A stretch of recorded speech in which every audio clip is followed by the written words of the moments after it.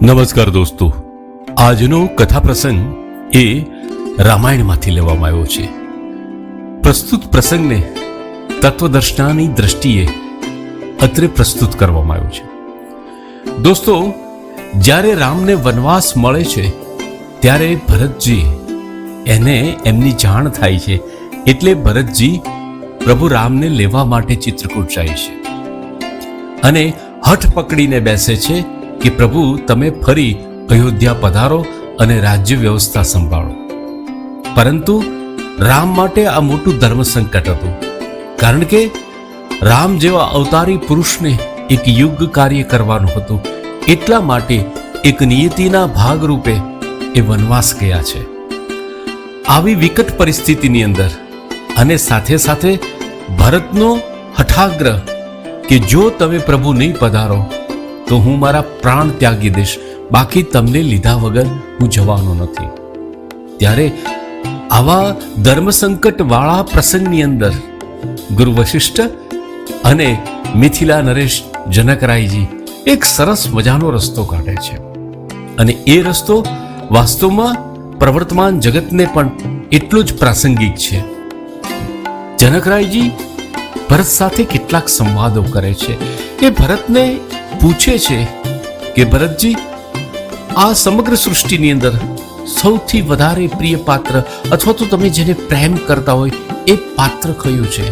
ત્યારે ભરતજી પળભરનો પણ વિલંબ કર્યા વગર કહે છે કે મારા માટે આ સમગ્ર સૃષ્ટિનું જે પ્રેમ પાત્ર છે એ મારા રામ છે.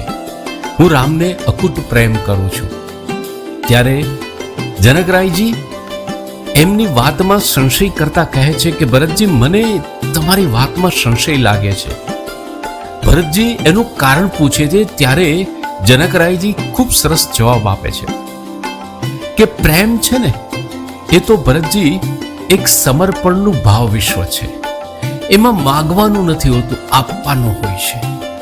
અને જ્યાં પ્રેમ છે ત્યાં અધિકાર નથી હોતું, ત્યાં સમર્પણ અને શરણાગતિ હોય છે.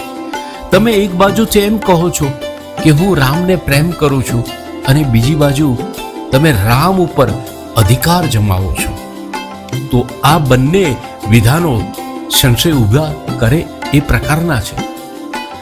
વાસ્તવમાં પ્રેમ એટલે ત્યાગ અને સમર્પણ છે અને એ તમારા ભાઈએ અગાઉ કરીને બતાવ્યું છે.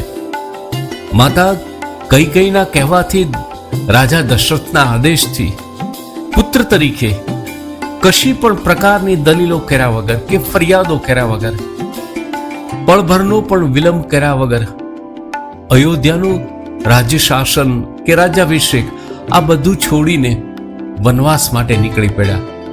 આ પ્રેમ છે. આ રામનો પોતાની માતા પ્રત્યે, પોતાના પિતા પ્રત્યેનો પ્રેમ છે, જેમાં સમર્પણ છે, ત્યાગ છે, જેમાં અધિકારો નથી, કોઈ દલીલો નથી, ફરિયાદો નથી. તો ભરતજી, તમે કહો જી કે તમે પ્રેમની પરિભાષામાં કેવી રીતના આવી શકો? કારણ કે પ્રેમ તો સમર્પણ ને શરણાગતિ છે. ત્યારે જનકરાયના આ વિધાનોથી ભરતજીને ખુદને આત્મગ્લાનિ થાય છે અને સાથોસાથ આત્મજ્ઞાન પણ થાય છે. કારણ કે પ્રેમ એ ત્યાગ છે, એ ઔદાર્ય છે, એ કરુણા છે. આ તત્વ પ્રેમનું હોય છે, જ્યાં સમર્પણ ભાવ સાથે જોડાયેલું છે. અને ભરતજીને આ વાત સમજાય છે અને આમના સમાધાનના સેતુ હેતુ એ પ્રભુ રામની પાદુકા લઈને જાય છે. દોસ્તો, પ્રેમની પરિભાષા મિથિલા નરેશ જનકરાયે સમજાવી પ્રભુ રામના સાનિધ્યમાં. વાસ્તવમાં એ સનાતન સત્ય છે. પ્રેમ એટલે ત્યાગ, પ્રેમ એટલે સમર્પણ, જ્યાં અધિકાર ભાવ નથી આવતો. અને એ રામાયણના આ ઉમદા ચરિત્રો મને અને તમને આપણા જીવનમાં એક સુંદર સંદેશ આપે છે.